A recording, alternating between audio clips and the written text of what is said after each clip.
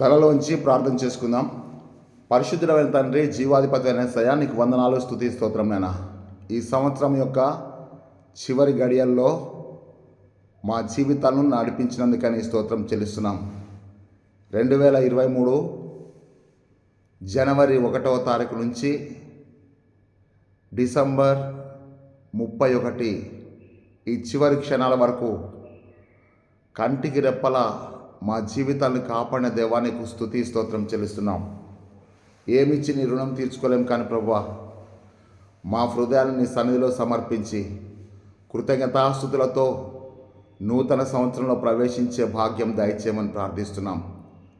మేము పొందబోయే ఆశీర్వాదములకు మేము ముందుగానే కృతజ్ఞతాస్తు చెల్లించట కృప చూపించమని, నీ పరిశుద్ధాత్మ కార్యములు మా ఒక్కొక్కరి హృదయాల్లో, మా ఒక్కొక్కరి జీవితాల్లో, మా ఒక్కొక్కరి కుటుంబాల్లో, మా ఒక్కొక్కరి సంఘాల్లో, సేవలో నీ పరిశుద్ధాత్మ కార్యం జరిగించి నూతన సంవత్సరంలో ప్రవేశించటకు ముందు ఏ విషయంలో మేము కృతజ్ఞత చెల్లించాలో మాకు నేర్పించమని, మేము మర్చిపోయిన వాటిని కృతజ్ఞతతో, మేము చెల్లించలేని వాటిని క్షమించమని యేసుక్రీస్తు శక్తిగల నామమును బట్టి వేడుకొంచున్నాం తండ్రి, ఆమెన్. ప్రియమైనటువంటి దేవుని బిడ్డలారా, ప్రభువైన యేసుక్రీస్తు నామంలో మీ అందరికీ శుభం తెలియజేస్తున్నాను. దేవుడు మనకి ఇచ్చిన ఈ గొప్ప తరుణాన్ని బట్టి దేవాది దేవునికి వందనాలు, స్తోత్రం చెల్లిస్తున్నాం. ప్రియ దేవుని బిడ్డలారా, మరి సేవకులారా, విశ్వాసులారా, సహోదరులారా, ఈ యొక్క సంవత్సరము చివరి గడియల్లో ఉన్నాం కనుక ఈ సమయమును ఖచ్చితంగా మనం పాటించాలి. కనుక ఈ సమయం తిరిగి మన జీవితంలో కూడా రాదు. కాబట్టి ఈ కొద్ది క్షణాలని మనము చాలా జాగ్రత్తగా సద్వినియోగం చేసుకుందాం. కాబట్టి నేను మీకు చాలా పెద్ద ప్రసంగం చేయడానికి నేను మీకు ఇష్టపడట్లేదు. కానీ కొన్ని విషయాలు మాత్రమే సూటిగా మీతో మాట్లాడి కొద్దిసేపట్లోనే ఈ యొక్క వాక్య సందేశాన్ని ముగించాలని చెప్పి నేను ఆశపడుతున్నాను. మీరు కూడా తప్పనిసరిగా సమయాన్ని పాటించండి. సమయాన్ని పాటించి ఆ సమయాన్ని బట్టి దేవునికి స్తుతి చెల్లించండి. కారణం ఏంటంటే ఈ సమయం మళ్ళీ తిరిగి మన జీవితంలో రాదు అని చెప్పి నేను మీకు జ్ఞాపకం చేస్తున్నాను. ఈ విలువైన సమయాన్ని వ్యర్థమైన పిట్టకథలతో, పిచ్చి మాటలతో, లేకపోతే హాస్యంతో, నవ్వులతో, ఇది కాదు, అది దేవునికి ఇష్టమైనటువంటి పని కాదు అని చెప్పి నేను మీకు జ్ఞాపకం చేస్తున్నాను. దయచేసి ఈ సందేశాన్ని ప్రతి ఒక్కరు కూడా చాలా సీరియస్గా తీసుకోండి. ఆ తర్వాత సూటిగా ఏదైతే ఉందో అది యథార్థంగా మనం దేవుని సన్నిధిలో ఒప్పుకుందాం. అది ఏదైనా చేయలేకపోతే దేవుని క్షమాపణ అడుక్కుందాం. ఏదైనా చేయవలసి వస్తే, ప్రభువా నేను ఇంకా ఏదైనా చేయవలసి వస్తే నాకు జ్ఞాపకం చేయి తండ్రి, నన్ను నడిపించు ప్రభువా, నన్ను బలపరచు ప్రభువా అని చెప్పి మనం ప్రార్థన చేసుకుందాం. ఈ కొద్ది క్షణాల్లో దేవుడు మన నుంచి రెండే ఆశిస్తున్నాడు. ఏమంటే, మొదటిది యథార్థత, రెండవది కృతజ్ఞతాస్తుతి. కాబట్టి ఈ విషయాలు మనం జ్ఞాపకం చేసుకొని ముందు యథార్థంగా దేవుని సన్నిధికి వద్దాం. కారణం ఏంటంటే, కీర్తనలు 84:11లో దేవుడైన యెహోవా సూర్యుడును కేడమునైనాడు, యెహోవా కృపయు ఘనతయు అనుగ్రహించును, ఆయన యథార్థంగా ప్రవర్తించు వారికి ఏ మేలు చేయక మానడు అని చెప్పి ఆ యొక్క 84వ కీర్తన 11-12 వచనాలు. దేవుడు నీకు మేలు చేయాలని నువ్వు కోరుకున్నట్టయితే తప్పనిసరిగా నీలో యథార్థత ఉండాలి. యథార్థత లేకపోతే ఆయన ఏ మేలు కూడా నీకు చెయ్యడు అని చెప్పి నేను మీకు జ్ఞాపకం చేస్తున్నాను. అయితే రెండో విషయం అంటే కృతజ్ఞతాస్తుతి చెల్లించాలి. మొదటిది యథార్థత, రెండవది కృతజ్ఞతాస్తుతి. అవునా? ఆ యొక్క తెస్సలోనికయ మొదటి పత్రిక 5వ అధ్యాయం 18వ వచనంలో ప్రతి విషయం నందు కృతజ్ఞతాస్తుతి చెల్లించుడి, ఇలాగు చేయట క్రీస్తు యేసునందు మీ ఎడల దేవుని చిత్తము అని చెప్పేసి ఉంది. కాబట్టి ఈ వాక్యాన్ని కూడా మీరు రాసుకోండి. రెండు విషయాలు మీరు జ్ఞాపకం చేసుకోండి. మొదటిది యథార్థత, రెండవది కృతజ్ఞతాస్తుతి, కృతజ్ఞతతో చేసేటువంటి స్తుతి. కాబట్టి ఈ రెండు విషయాలు కూడా మీరు జ్ఞాపకం చేసుకున్నట్టయితే కృతజ్ఞత అనేటువంటి మాట వేరు, కృతజ్ఞత వేరు, కృతజ్ఞత అర్పణ వేరు, కృతజ్ఞత స్తుతి వేరు. ఓకేనా? ఈరోజు మనం 3 విషయాలు కూడా కొంచెం ఒక నిమిషం నేను మీకు జ్ఞాపకం చేస్తాను. కృతజ్ఞత కలిగి ఉండడం. అవునా? దావీదు యోనాతాను కుటుంబీకులకు, సౌలు కుటుంబీకులకు మేలు చేయడానికి ఆ యొక్క 2 శామ్యూయల్ 9th చాప్టర్లో, అంటే సమూయేలు 2వ గ్రంథము 9వ అధ్యాయం 1వ వచనంలో, మరి యోనాతాన్ను బట్టి మేలు చేయుటకు, ఉపకారం చేయుటకు సౌలు కుటుంబంలో ఎవడన్నా బ్రతికున్నాడంటే మెఫీబోషెతు అక్కడికి తీసుకొని రాబడ్డాడు. మెఫీబోషెతు చనిపోయే దినం వరకు కూడా దావీదు భోజన బల్ల దగ్గర మెఫీబోషెతు, అతని కుమారుడు మీకా కూడా అక్కడే ఉన్నట్టుగా మనం చూస్తున్నాం. అంటే మానవుల ఎడల కృతజ్ఞత కలిగి ఉంటాం, దేవుని ఎడల కృతజ్ఞత కలిగి ఉంటాం. మేలుని జ్ఞాపకం చేసుకున్న ప్రతి ఒక్కడు యథార్థంగా ఉంటే తప్పకుండా కృతజ్ఞత చెల్లిస్తాం. కృతజ్ఞత చెల్లించడం వేరు, మొదటిది.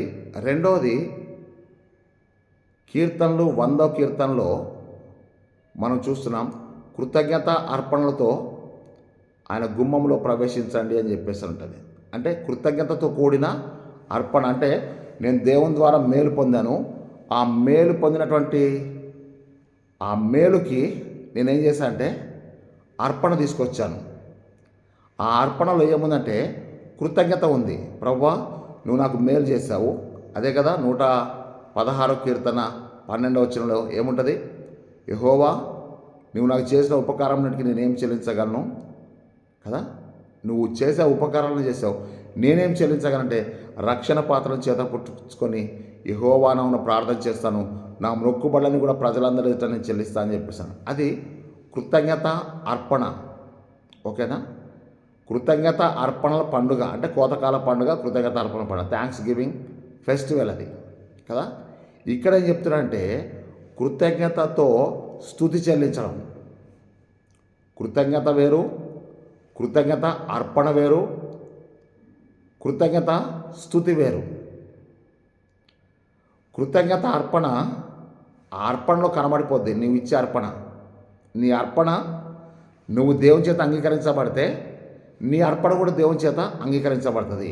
నీ అర్పణ కృతజ్ఞత నీ యొక్క జీవితం మీద ఆధారపడి ఉంది. నీ కృతజ్ఞత కూడా నీ మనసాక్షి మీద ఆధారపడి ఉంది. కానీ కృతజ్ఞత స్తుతి అనేది మాత్రం దేవునికి మాత్రమే చెందిందని చెప్పి జ్ఞాపకం చేసుకుందాం. ఈ కృతజ్ఞత స్తుతి చెల్లించడంలో అక్కడ ఏం చెప్పాడంటే కృతజ్ఞత స్తుతులతో ప్రభు సన్నిధికి వచ్చుట. కృతజ్ఞతాస్తులతో come to the Lord with thanksgiving. Come to the Lord with thanksgiving. కృతజ్ఞతాస్తుతులతో దేవుని సన్నిధిలో ప్రవేశించుట.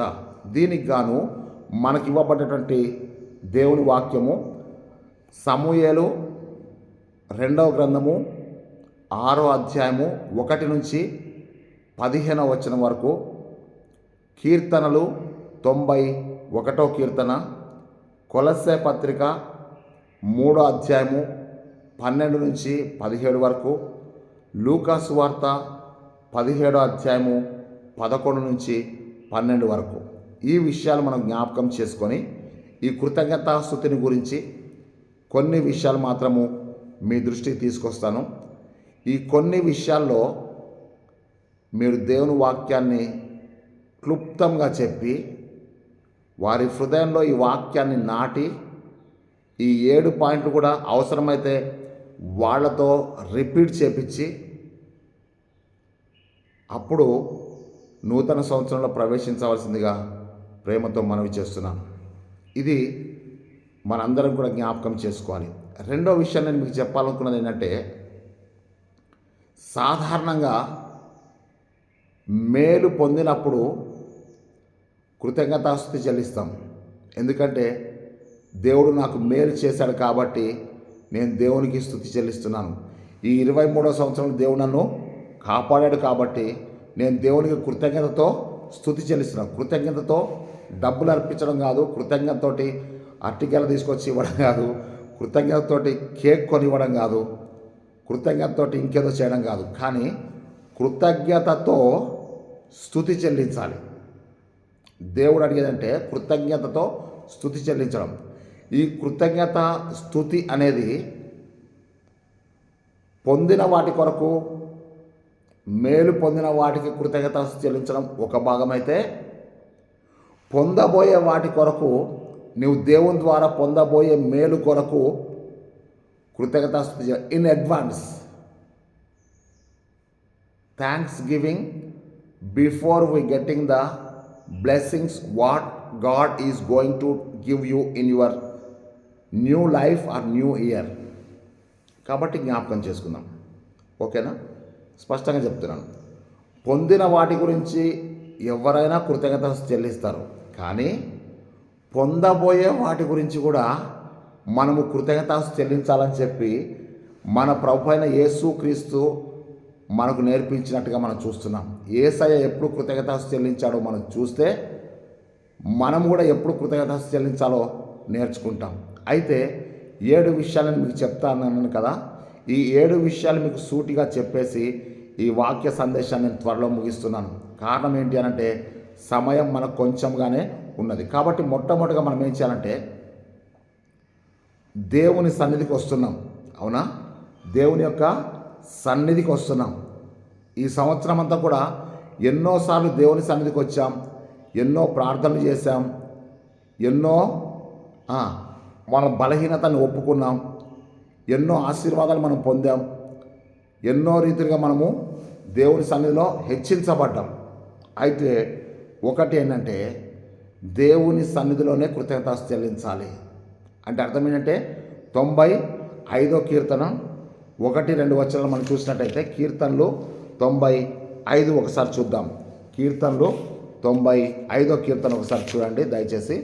కీర్తనలు 95 అక్కడ మనం చూస్తే స్పష్టంగా ఉంటుంది. చూడండి, రండి యెహోవాను గూర్చి ఉత్సాహధ్వని చేదము, మన రక్షణ దుర్గమును బట్టి సంతోషగానం చేదము, కృతజ్ఞతాస్తుతులతో ఆయన సన్నిధికి వచ్చేదము, కీర్తనలు పాడుచు ఆయన పేట సంతోషగానం చేదము. ఇక్కడ మనం చూసినట్టయితే ఎక్కడ కృతజ్ఞత చెల్లిస్తున్నాడంటే దావీదు దేవుని యొక్క సన్నిధిలో కదా. కృతజ్ఞత స్తుతులతో ఆయన సన్నిధికి రండి. అందుకే మనం ఆరాధన ప్రారంభంలో చేస్తుంటే కొన్ని స్తుతి గీతాలు పాడతాం కదా. ఆరాధన ఆరాధన ఆరాధన ప్రేమించదని అధికంగా కదా. అంటే స్తుతి పాడుతున్నాం. ఎందుకు స్తుతి పాడాలి అని అంటే ఆయన స్తుతి సింహాసనం మీద ఆసీనుడైన దేవుడు. స్తుతి సింహాసనం మీద ఆసీనుడైన దేవుడు. ఆయన ఆకాశ మహాకాశములలో మహోన్నతుడు, పరిశుద్ధుడు కదా. అంత పరిశుద్ధుడు ఎక్కడున్నాడంటే చంటి బిడ్డల యొక్క స్తుతుల మూలంగా నేను ఒక దుర్గాన్ని స్థాపిస్తానని చెప్పి వాగ్దానం చేశాను. అంటే స్తుతి చేయుట యథార్థవంతులకు శోభస్కరం అని చెప్పి రాయబడ్డది. ఈరోజు ప్రియ దేవుని బిడ్డ, నువ్వేం చేయాలంటే కృతజ్ఞతతో స్తుతి చెల్లించు. ఎక్కడ చెల్లించాలంటే 95వ కీర్తన 2వ వచనం ప్రకారంగా దేవుని సన్నిధిలో ముందు నువ్వు రాగానే ఏం చేయాలంటే స్తుతి చెల్లించాలి. ఎట్లా స్తుతి చెల్లించాలి? కృతజ్ఞతతో స్తుతి చెల్లించాలి. ఎందుకు చెల్లించాలంటే నువ్వు ఈ వారమంతా పొందిన మేళ్ల కొరకు స్తుతి చెల్లించాలి కృతజ్ఞతతో. నువ్వు వచ్చే వారంలో పొందబోయేటువంటి మేళ్ల కొరకు కూడా కృతజ్ఞత చెల్లించాలి. అంటే 23వ సంవత్సరంలో 2023వ సంవత్సరంలో 2023 కొరకు నువ్వేం చేయాలంటే థ్యాంక్స్ గివింగ్ చేయాలి. It's a preparation to enter in to 2024. 24వ సంవత్సరంలో ప్రవేశించేటువంటి పొందబోయే మేళ్ల కొరకు అడ్వాన్స్గా కృతజ్ఞత చెల్లించాలి. ఇది మీకు కొంచెం ఆశ్చర్యంగా ఉంటుంది, కానీ వాక్యంలోకి వెళ్ళాక మీకు అర్థమైంది. సో ఇప్పుడు దేవునికి ఆయన సన్నిధిలోకి రాగానే ఫస్ట్ మనం ఏం చేయాలంటే మనం పొందిన మేళ్ల కొరకు కృతజ్ఞత చెల్లించాలి. మనం పొందబోయే మేళ్ల కొరకు కూడా కృతజ్ఞత చెల్లించాలి. ఎందుకు కృతజ్ఞత చెల్లించాలి అని అంటే అక్కడ 96వ కీర్తన 4వ వచనం మనం చూస్తే, యెహోవా మహాత్మ్యము గలవాడు, ఆయన అధిక స్తోత్రము నొందదగినవాడు. ఈ స్తుతి స్తోత్రము అనేటువంటి మాటలు ఒక్క దేవునికి మాత్రమే చెందుతాయి తప్ప ఏ నరుడికి కానీ భూమి మీద సృష్టిలో దేనికి కూడా ఆ కృతజ్ఞత స్తుతి అనేది చెల్లదు. మళ్ళీ చెప్తాను, కృతజ్ఞత వేరు, కృతజ్ఞత అర్పణ వేరు, కృతజ్ఞత స్తుతి వేరు. నేను ఇప్పుడు కృతజ్ఞత స్తుతి గురించి నేను మాత్రం మాట్లాడుతున్నాను. ఏంటి అని అంటే అక్కడ స్పష్టంగా చెప్తుంటే ఆయన అధిక స్తోత్రము నొందదగినవాడు, ఆయన ఏంటంట? మహాత్మ్యము గలవాడు. మహిమ గలవాడు మాత్రమే కాదు, మహాత్మ్యము గలవాడు. ఇక్కడ మనం చాలా జాగ్రత్తగా జ్ఞాపకం చేసుకుందాం. ఆయన యెహోవా మహాత్మ్యము గలవాడు, ఆయన అధిక స్తోత్రము నొందదగినవాడు. హీఈస్ ద ఓన్లీ వన్ కదా. ఆయన మాత్రమే అధిక స్తోత్రం నొందదగినవాడు. కనుక మనం ఏం చేయాలంటే మన దేవునికి స్తోత్రం చెల్లించాలి. ఆ చెల్లించే స్తుతి స్తోత్రము కృతజ్ఞతతో చెల్లించాలి. అప్పుడు దాన్ని ఏమనంటే కృతజ్ఞతా స్తుతి లేకపోతే కృతజ్ఞతా స్తోత్రములు అంటాం. ఓకే కదా. ఇప్పుడు నేను మీకు ఆ 7 పాయింట్స్లో ఇంకొక స్టెప్ ముందుకు తీసుకెళ్తాను. ఎందుకు కృతజ్ఞత చెల్లించాలి అని అంటే ప్రతి విషయం నందు వింటారు కదా. నేను మీ కింద మొదట్లో చెప్పాను కదా, తెస్సలోనిక మొదటి పత్రిక 5వ అధ్యాయం 10వ వచనంలో ప్రతి విషయం నందు కృతజ్ఞతాస్తుతులు చెల్లించుడి, ఈలాగు చేయుట క్రీస్తు యేసునందు మీ విషయంలో దేవుని చిత్తము. ప్రతి విషయం అంటే ఏంటో ఈ 7 పాయింట్ల మీద ఆధారపడి ఉంది. ప్రతి విషయం నందు దేవునికి మనం ఏం చేయాలంటే కృతజ్ఞతతో స్తుతి చెల్లిద్దాం. కృతజ్ఞతతో స్తుతి చెల్లిద్దాం. అక్కడ మనం చూసినట్టయితే ఈరోజు మన యొక్క పత్రిక పాఠంలో మనం చూసినట్టయితే కొలస్సే పత్రిక 3వ అధ్యాయంలో చివరి అంటే 17వ వచనంలో మనం చూసినట్టయితే మీరు మాట చేత కానీ క్రియ చేత కానీ మీరు ఏమి చేసినా కానీ యేసుక్రీస్తు ద్వారా మీరేం చేయాలంటే ప్రభు అయినటువంటి దేవునికి కృతజ్ఞత స్తుతులు చెల్లించండి. ఇందాకేమన్నాడు? ప్రతి విషయం నందు కృతజ్ఞత చెల్లించమన్నాడు పౌలు రాసిన పత్రిక తెస్సలోనిక పత్రికకి సంఘానికి.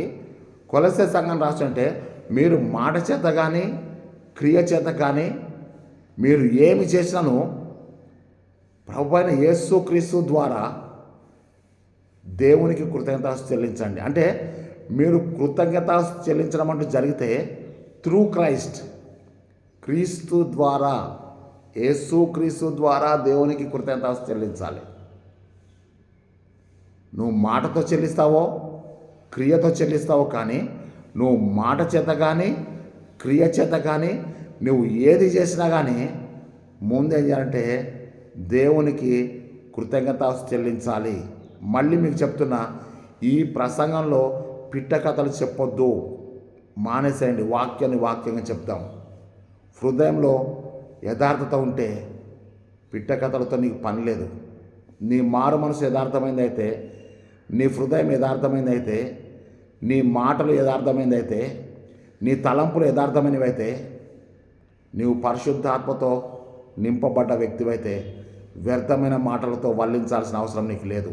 ఇక్కడ మనం చూస్తున్నాం, నువ్వు మాట చేత చేయి, క్రియ చేత చేయి, నువ్వు ఏమి చేసినా కానీ త్రూ యేసుక్రీస్తు ద్వారా దేవునికి కృతజ్ఞతాస్తుతులు చెల్లించండి అని చెప్పాడు. అలాగైతే మొట్టమొదటిగా మనం దావీదు విషయంలో నెంబర్ 1, 2 పాయింట్స్ తీసుకుందాం. యేసుక్రీస్తు విషయంలో నెంబర్ 3, 4, 5 తీసుకుందాం. మానవుల విషయంలో 6 and 7 తీసుకుందాం. ఓకేనా. మొట్టమొదటిగా కృతజ్ఞతాస్తుతి చెల్లించడంలో ద టాప్ మోస్ట్ వన్ ఎవరంటే, ఎక్కువగా మనకు బైబిల్ గ్రంథంలో కనబడే వ్యక్తి ఎవరంటే దావీదు మహారాజు. దావీదు మహారాజు ఏం చెప్పాడంటే 139వ కీర్తన 14వ వచనంలో మనం చూసినట్టయితే, నీవు నన్ను కలుగచేసిన విధము చూడగా నాకు భయమును ఆశ్చర్యమును కలుగుచున్నవి, అందును బట్టి నేను నీకు కృతజ్ఞత స్తుతులు చెల్లించుచున్నాను. నీవు నన్ను కలుగజేసిన విధము, ఎక్కడ కలుగజేశాడు? నిన్ను తల్లి గర్భములో కలుగజేశాడు కదా. నీవు నన్ను తల్లి గర్భంలో కలుగజేసినటువంటి విధము చూడగా నాకు భయమును ఆశ్చర్యమును పుట్టుచున్నవి, అందును బట్టి నేను కృతజ్ఞత చెల్లిస్తున్నాను. హల్లెలూయా. ఈరోజు నువ్వు జనవరి 1వ తారీఖు నుంచి డిసెంబర్ 31 వరకు కాపాడినందుకు కాదు కృతజ్ఞత చెల్లించేది. నిన్ను the day of conceiving in your mothers womb, నీ తల్లి గర్భంలో నీవు రూపించబడిన ఆ మొదటి క్షణములో దేవుడిని కలగజేసిన విధానం చూస్తే నాకు ఆశ్చర్యంను భయం కలుగుతుంది. ఏంటి, దేవుడు నన్ను ఎంతగా ప్రేమిస్తే నన్ను నా తల్లి గర్భంలో రూపించాడు, నా తల్లి గర్భంలో నన్ను ఎంత జాగ్రత్తగా దేవుడు కాపాడితే నేను తల్లి గర్భం నుంచి బయటకు వచ్చాను. బయటకు వచ్చినాక కూడా అసలు ఆ గర్భంలో, తల్లి గర్భంలో ఎముకలు ఎక్కడివి కదా, కానీ నీ పుర్రె, నీ దేహము, నీ స్కెల్టన్ మొత్తం కూడా తల్లి గర్భంలో రూపించబడ్డది కదా. ఆ తల్లి గర్భంలో ఎముకలను రూపించిన దేవుడు అందుకే చెప్తాడు, నాకు భయమును ఆశ్చర్యమును కలుగుచున్నవి, అందును బట్టి నేను నీకు కృతజ్ఞత చెల్లిస్తున్నాను. ఈ 2023లో నువ్వు దేవునికి మొట్టమొదటి ఎందుకు కృతజ్ఞత చెల్లించాలంటే ఈ 2023 సంవత్సరం గురించి కాదు నువ్వు చేయాల్సింది, నువ్వు తల్లి గర్భంలో రూపించబడ్డ దినమును గురించి అప్పటి నుంచి కూడా నువ్వు దేవునికి కృతజ్ఞతతో స్తుతి చెల్లించాలి. అది మొదటిది. రెండోది అక్కడ ఏం చెప్తాంటే 107వ కీర్తన 1వ వచనంలో మనం చూసినట్టయితే ప్రతి విషయం అన్నాం కదా. మొదటి విషయం అంటే తల్లి గర్భంలో నిన్ను కలుగజేసినందుకు స్తుతి చెల్లించు. రెండో విషయం ఏంటంటే అక్కడ యెహోవా దయాళుడు, ఆయనకు కృతజ్ఞతాస్తుతి చెల్లించండి అని చెప్పి 107వ కీర్తన చూడండి. యెహోవా దయాళుడు, ఆయనకు కృతజ్ఞతాస్తుతి చెల్లించుడి, ఆయన కృప నిరంతరమును. యెహోవా దయాళుడు అంటే ఆయన దయగలవాడు కనుకనే కైండ్నెస్ దేవుని యొక్క దయాగుణము చేత నేను ఈరోజు ఇక్కడ పరిశుద్ధ స్థలంలో కూర్చొని మీకు ఈ వాక్యంను అందిస్తున్నాను. నా నీతి, నా భక్తిని బట్టి కాదు, కానీ నా దేవుని యొక్క దయ వల్ల కదా. ఈ దేవుని దయ అనే మాట ఎక్కడ కనబడుతుందంటే ఆది కాండంలో అవ్వ చెప్పుద్ది, యెహోవా దయ వలన నేను ఒక మనుషుని సంపాదించుకుంటుని అని అంటది కదా. ఇక్కడ మనం చూసినట్టయితే దేవుని యొక్క దయ, ఆ దయలోనే మనము బ్రతుకుతున్నాం కనుక మనం ఏం చేయాలంటే యెహోవా దయాళుడు, ఆయనకు కృతజ్ఞత కదా. దేవుని దయను బట్టి దేవుని కృతజ్ఞత చెల్లించుదాం. నెక్స్ట్ 3, 4, 5 విషయాలు యేసు ప్రభు గురించి చూద్దాం. యేసయ్య మనకు నేర్పించిన మార్గం ఏంటో నేను మీకు చెప్తాను. యేసయ్య చేయబోయే కార్యాన్ని గురించి కృతజ్ఞత చెల్లిస్తుంటాడు.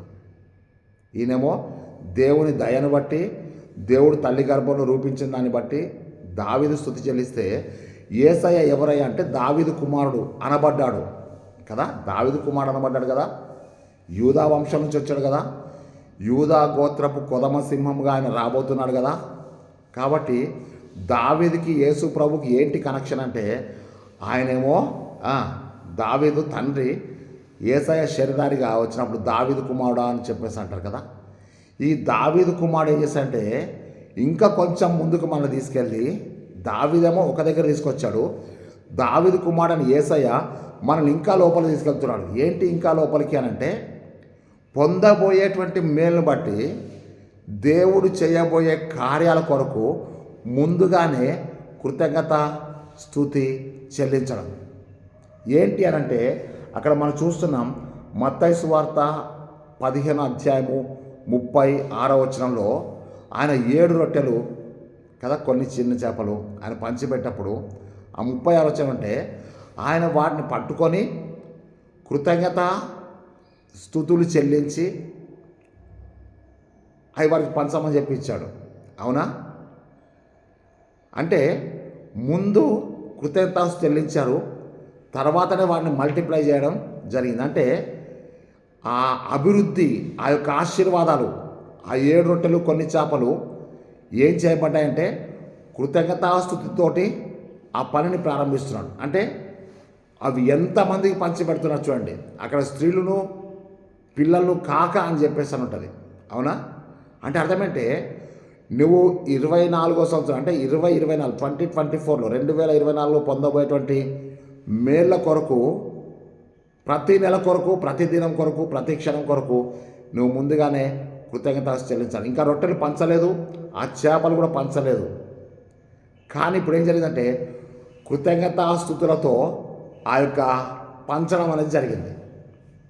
అంటే అర్థం ఏంటంటే నువ్వు చేయబోయే కార్యానికి ముందుగానే కృతజ్ఞతాస్తుతి చెల్లిస్తే నువ్వు చెల్లించిన కృతజ్ఞతాస్తుతి నీ ఆశీర్వాదాలని, నువ్వు పొందబోయే ఆశీర్వాదాలని మల్టిప్లై చేస్తుంది. కాబట్టి నువ్వు 2024లో పొందబోయే ఆశీర్వాదాల కొరకు కృతజ్ఞతాస్తుతి చెల్లించాలి ముందు. సో అది ఎక్కడుందంటే మనం చూసాం కదా, మత్తయి సువార్త 15:36. నెక్స్ట్ నెంబర్ 4లో మనం చూసినట్టయితే యోహాను సువార్త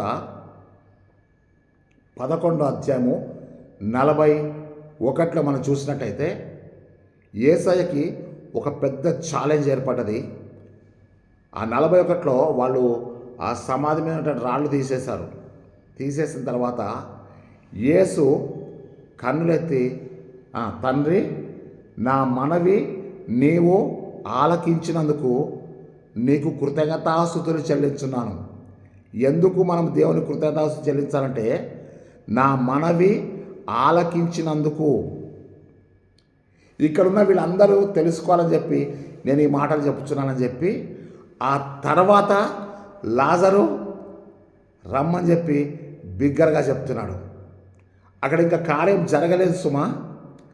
ఆ జరగబోయే కార్యం అనగా లాజరు బయటికి రా అని చెప్పి మృతుడైన లాజర్తో మాట్లాడకముందు ఆయన దేవునికి కృతజ్ఞతాస్తుతి చెల్లించాడు. అంటే దేవుడు ఈ కృతజ్ఞతాస్తుతులను అంగీకరించి ఆ అంగీకరించిన దానికి సూచనగా లాజర్ని లేపాడు. నువ్వు దేవునికి కృతజ్ఞతాస్తుతి చెల్లిస్తే మరణం కూడా నీ స్వరాన్ని వింటది, మరణం కూడా జీవంగా మార్చబడుతుంది. కృతజ్ఞతాస్తుతులలో ఎంత శక్తి ఉందంటే మరణాన్ని జీవంగా మార్చగల శక్తి ఉంది. హల్లెలూయా. 2023 చివరి గడియల్లో నీవు నేను గ్రహించవలసిన గొప్ప మర్మం ఏంటంటే దేవుని స్తుతించడంలో, కృతజ్ఞతాస్తుతులలో దేవుని యొక్క శక్తి దాగి ఉన్నది. ప్రియులారా, ఎంత దాగి ఉందంటే యేసయ్య కృతజ్ఞతాస్తుతి చెల్లించి అప్పుడు లాజరు బయటికి రమ్మని బిగ్గరగా చెప్పాడు. ఈ స్తుతి ఎప్పుడైతే బయటకు వచ్చిందో ఆ తర్వాత జరగబోయే కార్యం అక్కడ నెరవేరింది. మరణము జీవంగా మార్చబడ్డది. హల్లెలూయా. కాబట్టి అయ్యా, నీవు నా మనవి ఆలకించినందుకు నీకు కృతజ్ఞతాస్తుతి చెల్లిస్తున్నాను. నువ్వు మనవి ఆలకించావు. ఇగో వీళ్ళందరూ చూసేటట్టుగా నేను ఈ మాట చెప్తున్నాను. ఏం మాట చెప్తా అంటే లాజరు బయటికి రమ్మని చెప్పి బిగ్గర చెప్తున్నాడు. ఆయన లేచి వచ్చాడు అంతే. దేవుని కార్యము, జరగబోయే కార్యం కొరకు నీవు కృతజ్ఞతాస్తుతి చెల్లించాలి. ఆ నెక్స్ట్ మనం చూసినట్టయితే లూకా సువార్త 22:17, 19 మనం చూస్తున్నాం. ఆయన గిన్నెను పట్టుకొని కృతజ్ఞతాస్తోత్రం చెల్లించి వారికి ఇచ్చి, దీనిలోనిది మీరందరూ త్రాగండి కదా. యూకరిస్ట్ అనేటువంటి మాటకి థ్యాంక్స్ గివింగ్ అని అర్థం. యూకరిస్ట్ అనే మాటకి కృతజ్ఞతాస్తుతి అని అర్థం. ఆయన రొట్టెను పట్టుకొని స్తోత్రం చేసి దాన్ని విరిచి తన శిష్యులకు ఇచ్చి, తీసుకొని తినుడి, ఇది మీ కొరకు విరవబడుచున్న నా శరీరము, నన్ను జ్ఞాపకం చేసుకోవడానికి చేయండి. ఆయన గిన్నెను పట్టుకొని చెప్తుంటే ఇది మీ కొరకును అనేకుల కొరకును చిందింపబడుచున్న క్రొత్త నిబంధన వల్ల నా రక్తము, ఇది మీరు త్రాగునప్పుడల్లా నన్ను జ్ఞాపకం చేసుకోవడానికి దీన్ని చేయండి అని చెప్తున్నాడు. ఈరోజు దేవుడు నీకు నాకు చెప్పేటువంటి మర్మం ఏంటంటే ఆయన చేయబోయే కార్యము, ఆయన పొందబోయే సిలువ, ఆయన విరవబడడం, ఆయన రక్తాన్ని చిందించడం, ఇవన్నిటికీ ఈ రొట్టె ద్రాక్షరసములు సాదృశ్యంగా ఉన్నాయి. ఆయన కృతజ్ఞతాస్తుతులు చెల్లించి వాళ్ళకి ఇచ్చాడు. ముందు దేవుని కృతజ్ఞతాస్తుతి చెల్లించాడు, తర్వాతనే వాళ్ళకి ఇచ్చాడు. ఆ రొట్టెలు చేపలు పట్టుకున్నప్పుడు ముందు స్తుతి చెల్లించాడు, ఆ తర్వాతనే అవి వారికి ఇచ్చాడు. లాజర్ను లేపకముందు కృతజ్ఞతాస్తుతి చెల్లించాడు, తర్వాతనే లాజర్ను లేపాడు. ముందు స్తుతి, తర్వాత దేవుని యొక్క కార్యం. ఈరోజు జ్ఞాపకం చేసుకోవాల్సిన మర్మం ఇది అని చెప్పి నేను మీకు జ్ఞాపకం చేస్తున్నాను. ఆల్రెడీ 30 నిమిషాలు అయిపోయింది ప్రియులారా. ఇంకా 2 విషయాలు నేను చెప్పి ముగిస్తాను. అవి కొంచెం మనం కట్ షాట్ చేసుకొని మనం 30 నిమిషాల్లోనే ఈ వాక్య సందేశాన్ని తప్పనిసరిగా మనం ముగించవలసిన వారం ఉన్నాం. నెక్స్ట్ విషయంలో మనం చూస్తే 2 విషయాలు మన విషయంలో చూద్దాం. దావీదు విషయంలో 2 చూసాం, యేసయ్య విషయంలో 3 చూసాం. మన విషయంలో ఇంకొక 2 విషయాలు చూస్తే 7 పాయింట్స్ నేను మీకు కంప్లీట్ చేస్తాను. ఇక్కడ మనం చూస్తే కుష్ఠరోగి, లూకా సువార్త 17వ అధ్యాయము 11 నుంచి ఆ యొక్క 19 వచనాలు మనం చూస్తే 17 వచనంలో మనం చూస్తున్నాం. ఏంటి అక్కడ 17 వచనం మనం చూస్తే, అక్కడ మనం చూస్తే 16 వచనంలో చూస్తే 9 మంది కూడా ముందుకెళ్ళిపోయారు, ఒక్కడు మాత్రమే వెనక్కి వచ్చాడు. వాడు ఎవరయ్యా అంటే యేసుప్రభు చెప్తాడు, ఈ అన్యుడు తప్ప. అంటే అర్థమేంటే అన్యజనులలో ఉన్నంత కృతజ్ఞత దేవుని ప్రజల్లో లేదు అని చెప్పి యేసుప్రభు స్పష్టం చేస్తున్నాడు. వాడు తనకు స్వస్థత కలుగుట చూసి గొప్ప శబ్దముతో దేవుణ్ణి మహిమపరుస్తూ వెనక్కి తిరిగి వచ్చాడు. యేసయ్యమనడు సమాజ మందిరంకి వెళ్ళి యాజకుని కనపరుచుకొని చెప్పి 10 మంది వారు వెళ్ళుచుండగా శుద్ధులైరి. అంటే యేసు చెప్పిన మాట ప్రకారం చేస్తూ ఉంటే శుద్ధులైన. శుద్ధులైన తర్వాత వారిలో ఒకడు తనను తాను చూసుకున్నాడు. తన కుష్ఠరోగము ఏం చేసింది తెలుసా? తన కుటుంబాన్ని దూరం చేసింది. కుష్ఠరోగం పాపమునకు గుర్తు. కుష్ఠరోగం వస్తే ఆ కుష్ఠరోగం ఉన్న స్థలం మొత్తం కూడా స్పర్శ పోతుంది, స్పర్శ ఉండదు. కాబట్టి ఇక్కడ చూస్తే పాపం చేసేవాడికి కూడా సోయి ఉండదు, పాపం చేసేవాడికి స్పర్శ ఉండదు, తల్లిదండ్రులైనటువంటి జ్ఞానం ఉండదు, రక్త సంబంధులైనటువంటి జ్ఞానం ఉండదు, సమాజం కూర్చేటువంటి ఆలోచన ఉండదు. మనం పేపర్లో చూస్తున్నాం కదా, ఎన్ని భయంకరమైనటువంటి ఘోర కృత్యాలు జరుగుతున్నాయో.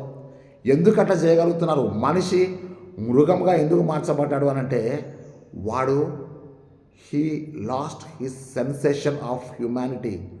మానవత్వాన్ని గూర్చిన స్పర్శను వాడు కోల్పోయాడు కనుకనే భయంకరమైన పాపాన్ని చేస్తున్నాడు. ఈరోజు దేవుడు నీకు నాకు చెప్పే మాట ఏంటంటే, కుష్ఠరోగం అనేది లోపల ప్రవేశించిందంటే అది ఒక చిన్న స్పాట్, ఒక మచ్చతో స్టార్ట్ అయింది. అప్పుడు అది ఎవరికి తెలవదు. పాపం కూడా ఒక చిన్న స్థలం నుంచి స్టార్ట్ అయింది, ఒక తలంపు నుంచి స్టార్ట్ అయింది, ఒక చూపు నుంచి స్టార్ట్ అయింది, ఒక తలంపు నుంచి ఒక ఆలోచనగా అయిపోద్ది. తలంపు, ఆలోచన, చూపు 3 కలిసి ఒక క్రియగా మారుతాయి. ఆ క్రియ స్టార్టింగ్లో చాలా సీక్రెట్గా జరుగుద్ది, తర్వాత బ్లాస్ట్ అయిపోద్ది, పబ్లిసిటీ అయిపోయి. అప్పుడు ఏమైంది తెలుసా? కుటుంబం నుంచి వేరు చేయబడతావు, సమాజం నుంచి వేరు చేయబడతావు, మానవాళి నుంచి నువ్వు వేరు చేయబడతావు. కుష్ఠరోగికి జరిగేది అదే. ఇంట్లో వాళ్ళ నుంచి ఫస్ట్ ఏమైందంటే చిన్న స్పాట్గా బయలుదేరేటువంటి కుష్ఠరోగము ఎవరికి తెలవదు.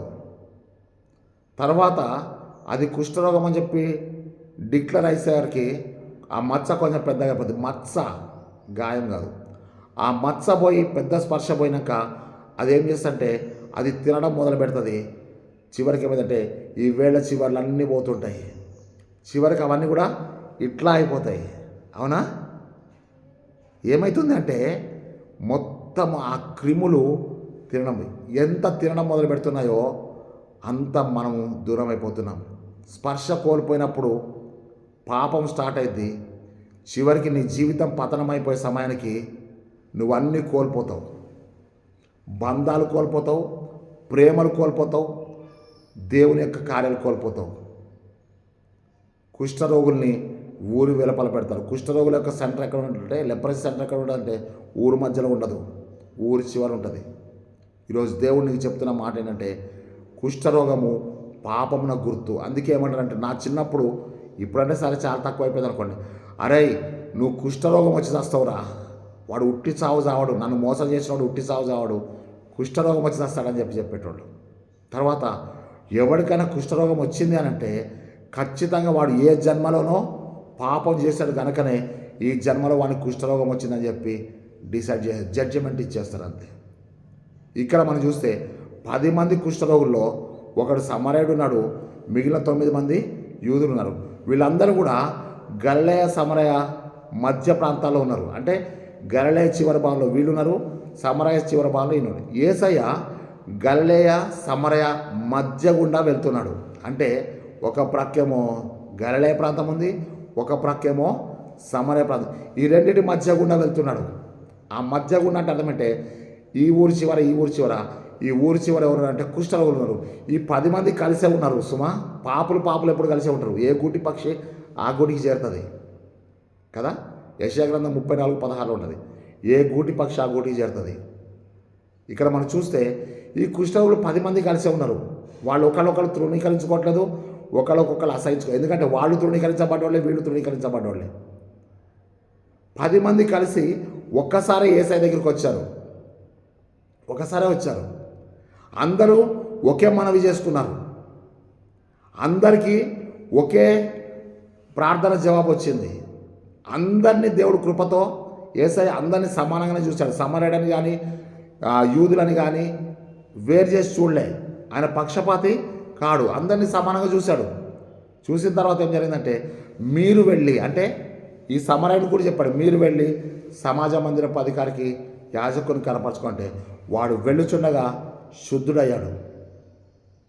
వాడు అసలు నా బ్రతుకేంటి, నా స్థితి ఏంటి, నా జీవితంలో నేను కోల్పోయినటువంటి స్వస్థతను, నా కోల్పోయినటువంటి ఫింగర్స్, కోల్పోయినటువంటి భాగాలు నేను పొందుకుని, అరే నా జీవితంలో ఎంత గొప్ప కార్యం జరిగింది.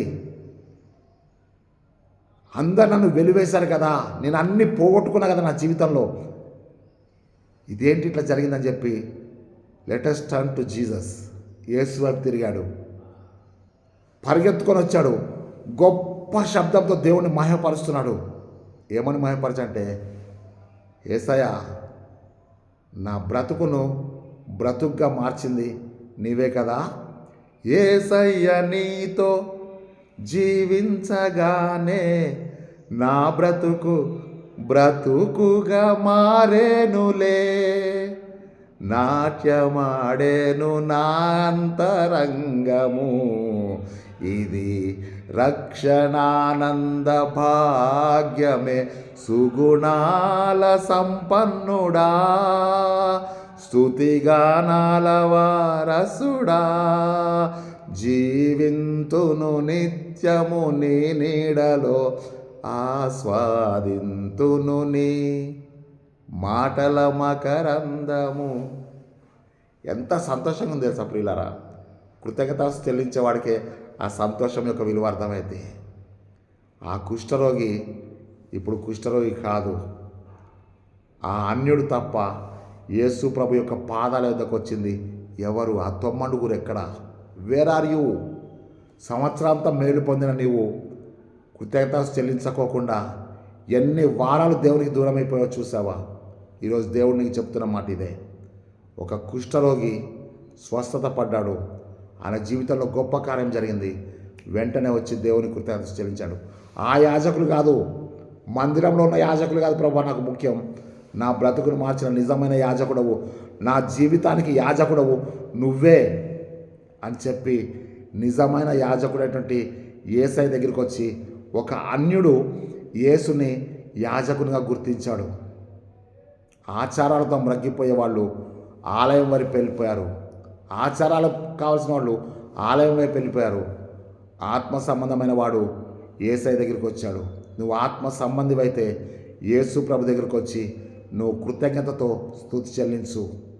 నీ పాపాల జాబితా చూడు, నీ యొక్క పక్షవాతం యొక్క జాబితా చూడు, నీ యొక్క కుష్ఠరోగం యొక్క జాబితా చూడు, సాగిలపడు, కృతజ్ఞత చెల్లిస్తాం.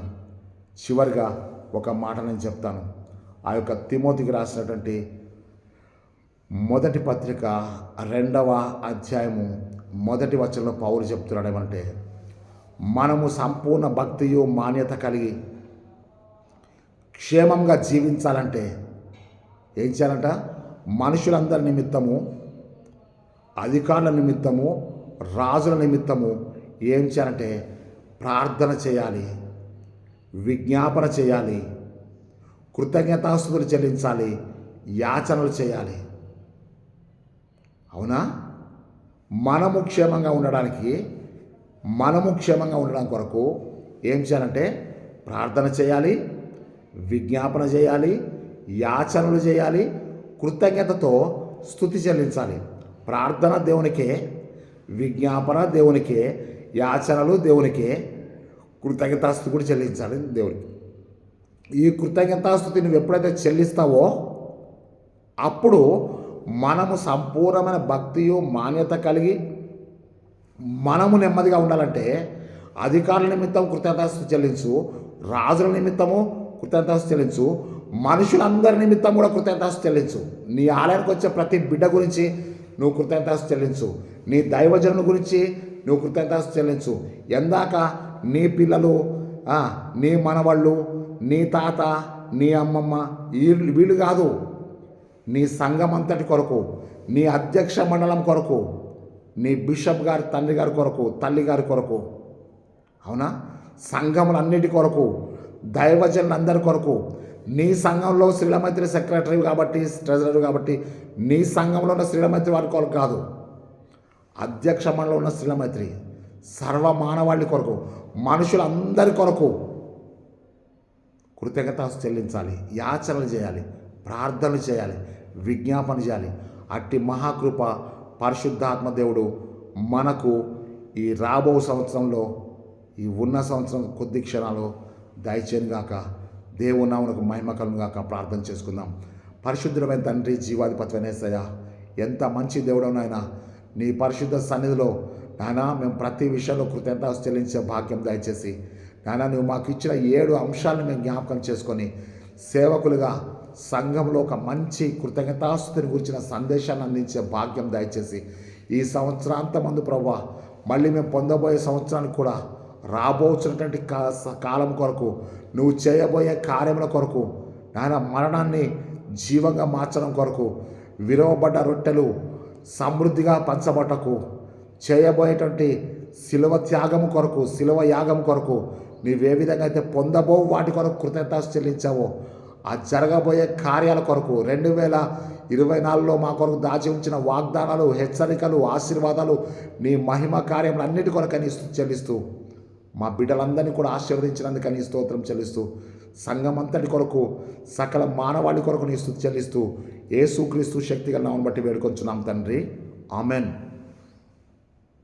మన ప్రియ ప్రభువైన యేసుక్రీస్తు కృపయు, తండ్రి అయిన దేవుని ప్రేమయు, పరిశుద్ధాత్మ యొక్క సహవాసము, సకల దీవెనలు ప్రార్థించిన మనందరికీ, తన నామమును బట్టి ప్రార్థించిన ప్రతి బిడ్డలకు, సంఘములకు, సేవకులకు, అధ్యక్ష మండలం అంతటికీ ఇప్పుడు సదాకాలం తోడై ప్రభు తన నిత్య మహిమలో మనల్ని చేర్చుకొనుగాక. Amen, amen, amen. దేవుని నామమునకు మహిమ కలుగుగాక. దేవుడు మనందరినీ దీవించునుగాక. 9553831316 అనే నెంబర్కి ఫోన్ చేసి మీరు ప్రార్థన అంశాలు నాకు తెలియచేయండి, ప్రార్థన చేస్తాను. వాక్యం కావాలా, మీరు సబ్స్క్రైబ్ చేయండి, బెల్ బటన్ నొక్కండి. అంతకంటే ముఖ్యంగా తన సేవకుడైన నా కొరకు మీరు ప్రార్థన చేయండి. దేవుడు మనందరినీ ఆశీర్వదించి 2024వ సంవత్సరంలో నూతన ప్రసంగ సందేశం కొరకు ఇంకా ఒక 2 గంటలు నాకు టైం ఇవ్వండి. ఈ 2 గంటల్లో నేను మళ్ళీ మీకు అప్లోడ్ చేసి, నేను దేవుని యొక్క కృప, కొనసాగుతున్న దేవుని కృప అనే అంశం మీద క్రొత్త సంవత్సరం ప్రసంగం, అది కూడా మీకు అర్ధగంటనే ఉండాలి. ఆ ప్రసంగాన్ని కూడా నేను అప్లోడ్ చేస్తాను. దేవుడు మనందరినీ తన మహిమ కొరకు ప్రతిష్ఠించి వాడుకొనుగాక. దేవుని నామమునకు మహిమ కలుగునుగాక. Amen, amen, amen.